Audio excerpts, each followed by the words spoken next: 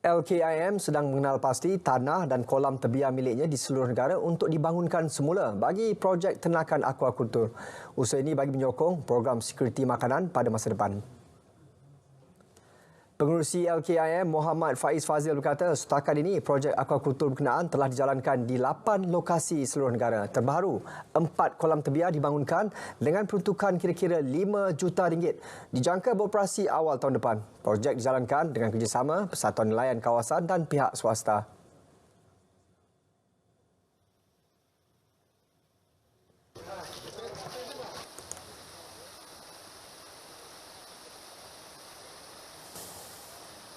Di LKIM menyahut seruan ini, kita perkasakan aquaculture hari ini dan kita akan menggerakkan ke semua aset yang kita ada, termasuk beberapa tanah kolam ternakan sebelum ini yang tidak diusahakan, akan segera diusahakan, termasuk di Bukit Malut, Langkawi, Pantai Merdeka di Kedah, Juru di Pulau Pinang dan juga di Badung, Kuantan, Pahang dan juga beberapa tempat lain. Beliau ditemui pada program jualan My Aquabest di Sungai Rambai. Pihaknya menyasarkan RM500,000 dengan nilai jualan diterima melalui program itu tahun depan. Indeks jenayah di Melaka naik 2.4% tahun ini. 1,177 kes direkodkan setakat bulan lalu berbanding 1,149 kes pada tahun 2022. Bagaimanapun, 812 kes telah diselesaikan tahun ini. Jenayah pecah rumah antara kes tertinggi. Macam biasa, jadi kita ke tempat-tempat yang ditinggalkan atau tempat-tempat yang mana menjadi tumpuan, kita tingkatkan rondaan. Ya? Dan rondaan yang color lah kita akan aturkan. Tempat tumpuan ni sebenarnya di negeri Melaka ni, tempat-tempat pelancongan itu menjadi tempat tumpuan kita.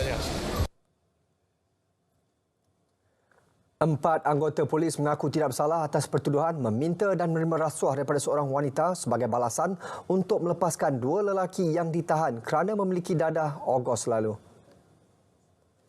Lance Corporal Muhammad Ikhwan Syafiq Muhammad, Korporal Muhammad Shah Samsudin, Alai Samsudin, Lance Corporal Muhammad Adib Hanizin dan Korporal Muhammad Ruzaini Firdaus Ismail dituduh berniat bersama meminta dan menerima rasuah lebih RM3,000 daripada seorang wanita. Suapan bertujuan membebaskan tahanan di Balai Polis Gemenceh Tampin kerana disyaki memiliki syabu. Mahkamah kemudian menetapkan wang jaminan RM3,500 bagi setiap tertuduh selain perlu melaporkan diri di Pejabat SPRM Melaka setiap bulan. Kes disebut semula pada 12 Disember ini.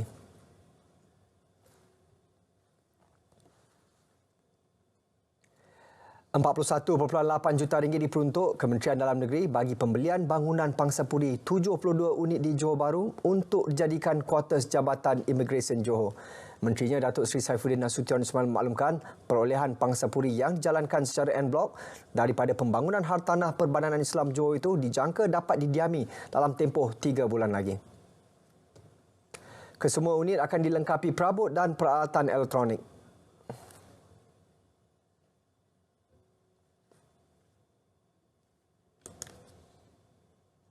Tangan yang bertugas di pintu masuk BSI yang 24 jam operasi itu yang mempunyai pengisian bilangan pegawai dan kaki tangan paling tinggi iaitu 1,116 orang daripada jumlah keseluruhan staf Jabatan Imigresen Johor seramai 2,858.